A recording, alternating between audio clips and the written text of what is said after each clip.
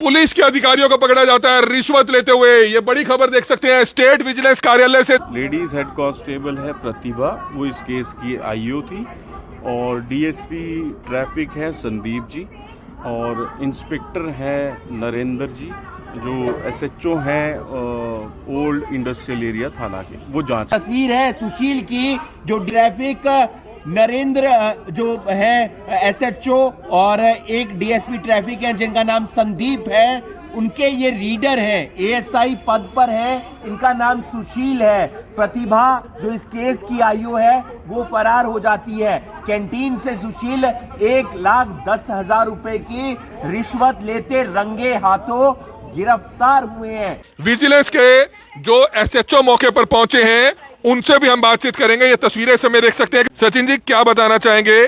जो एक बड़ी खबर है पानीपत से, एक डीएसपी के रीडर को गिरफ्तार किया गया है और एक महिला कांस्टेबल फरार हो गई है। क्या कुछ पूरा मामला है, क्या बताना चाहेंगे? जी, बड़ी बात है कि डोरी का केस दर्ज किया जाता है और नाम निकलवाने की एवज में ऐसा तो नहीं है कि सिर्फ रीडर जो है पहले 40,000 रुपए ले चुके हों, 1,10,000 रुपए ले रहे हो, तो नाम कहीं ना कहीं ऊपर लेवल के जो अधिकारी हैं वो भी शामिल हो सकते हैं। एफआईआर जो दर्ज की गई है उसमें डीएसपी और एसएचओ का नाम भी शामिल किया गया। अभी देखिए, अभी वो आगे जांच का विषय है, क्योंकि जो उनके द्वारा डिमांड की गई है रीडर के द्वारा, वो उसमें वो स्पष्ट तौर से सभी का कह रहे हैं कि उसका भी हिस्सा, जो बाकी जो है वो जांच का विषय है। वो क्लियर होने के बाद ही मैं कह पाऊंगा। डीएसपी के जो रीडर हैं सुशील, उनको कहां से रंगे हाथ गिरफ्तार किया? उन्हीं के ऑफिस से? हाँ, उनके ऑफिस में ये कैंटीन में पैसे ले रहे थे और कैंटीन से ही इनको वहां से। तो जब जानकारी लगी जो औद्योगिक विहार थाने की जो महिला कांस्टेबल है प्रतिभा, तभी भाग गई वो मौके से? उसे मालूम था कि आज आप जा रहे हैं वहाँ पर? ये तो कैसे पता लग सकता है? जब हमने एक को गिरफ्तार कर लिया उसके बाद वहाँ पे हड़कंप सा मैं कहूँगा सिचुएशन हो जाती है रेड होने के बाद। तो उसके बाद वो जैसे सूचना उनको लगी हो गई, तो उसके बाद एसएचओ भी मिले तो उस समय थाने में नरेंद्र जो है? नहीं, वो नहीं थे वहाँ पर। तो अब कार्रवाई की जाएगी, हो सकता है। बिल्कुल, आगे अभी जांच का विषय है, वो आगे उसमें देखिए कि क्या फैक्ट्स आते हैं तो फिर 1.5 लाख रुपए की डिमांड की गई थी। प्रतिभा जो इस केस की आईओ है वो फरार हो जाती है।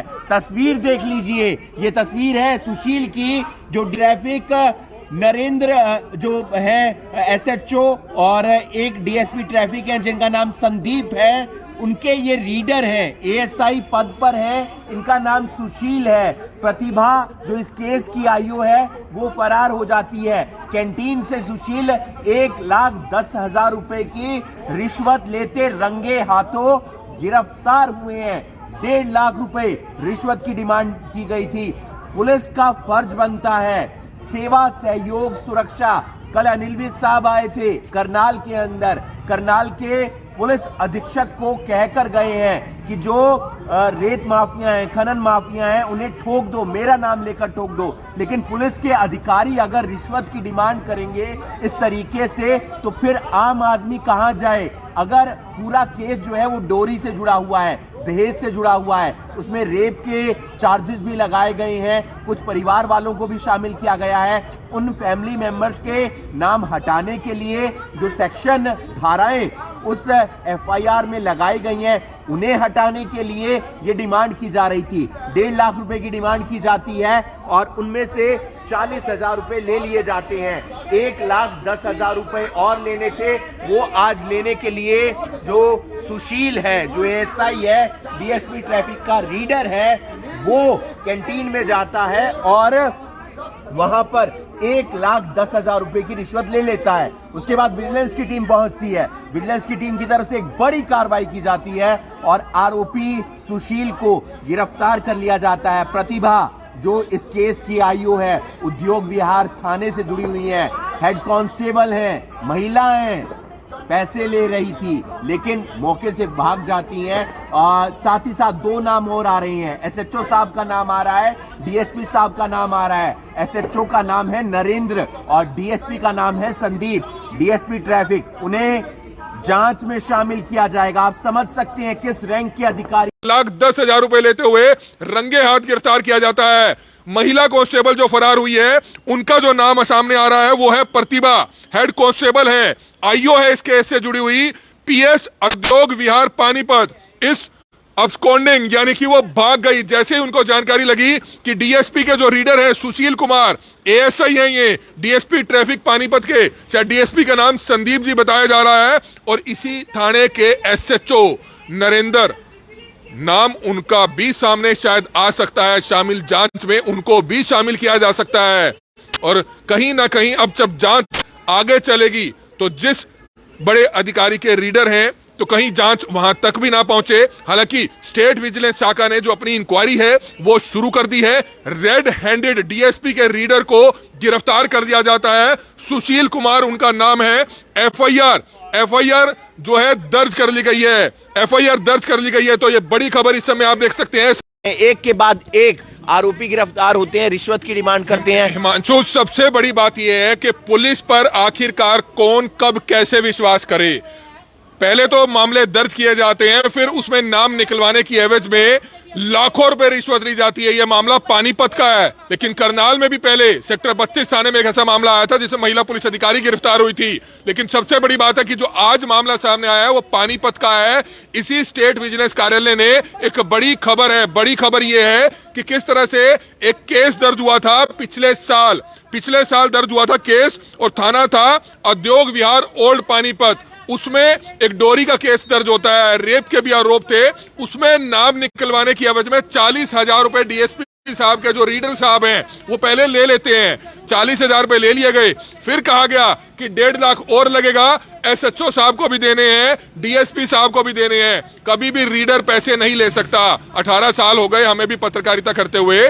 नाम डीएसपी पे अगर कोई जांच आती है, डोरी या ऐसे बड़े मामले की जो जांच होती है, वो डीएसपी लेवल का अधिकारी करता है हमेशा, और उस थाने का अधिकारी नहीं करता।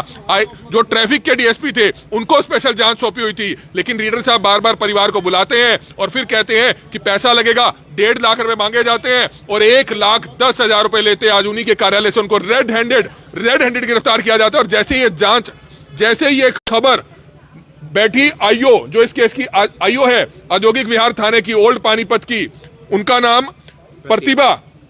प्रतिभा बताया जा रहा है। प्रतिभा उनका नाम है, हेड कांस्टेबल है, वो आईओ है उस केस की। वो वहां से रफू चक्कर हो जाती है। जब तक स्टेट विजिलेंस की जो दूसरी टीम बनाई गई थी वो थाने में पहुंचती है तो वो वहां से रफू चक्कर हो जाती है।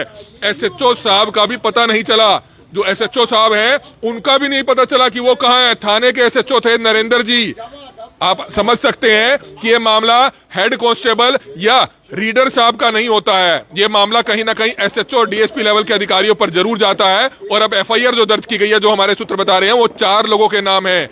उसमें नाम एसएचओ का भी शायद है और डीएसपी साहब का भी है। लेकिन अब उनको क्या शामिल जांच किया जाएगा या सीधा गिरफ्तार किया जाएगा? क्योंकि पहले भी ऐसे बहुत से मामले निकलकर सामने आए जिसमें एसडीएम लेवल के, एससीएस लेवल के अधिकारियों का नाम आया, उनके नाम पर पैसा लिया जा रहा था, लेकिन उनको भी विजिलेंस ऐसे पकड़ कर ले आई। लेकिन अब देखना होगा कि जब पुलिस डिपार्टमेंट के ही बड़े बड़े अधिकारी इसमें शामिल हैं, एसएचओ डीएसपी तक के नाम आ रहे हैं, अभी आरोप है, क्या रीडर या हेड कांस्टेबल की इतनी हिम्मत है कि वो रेप का और जो डोरी का केस है, एक बड़ा केस है, 1 साल पुराना केस, जिसमें जांच डीएसपी लेवल का अधिकारी, एसएचओ लेवल का अधिकारी कर रहा है, उस केस से नाम निकलवाने की एवज में 40,000 और 1.5 लाख की रिश्वत मांगी जा रही है। तो ये अपने आप में एक बड़ी खबर है। और कई बार हम बता चुके हैं कि हरियाणा के मुख्यमंत्री मनोहर लाल खट्टर ने स्टेट विजिलेंस, जिसका नाम अब एंटी करप्शन कर दिया गया है, उनको बिल्कुल फ्री हैंड छोड़ा हुआ है और ये काबिले तारीफ है। तभी 1 साल से लगातार स्टेट विजिलेंस पूरे हरियाणा में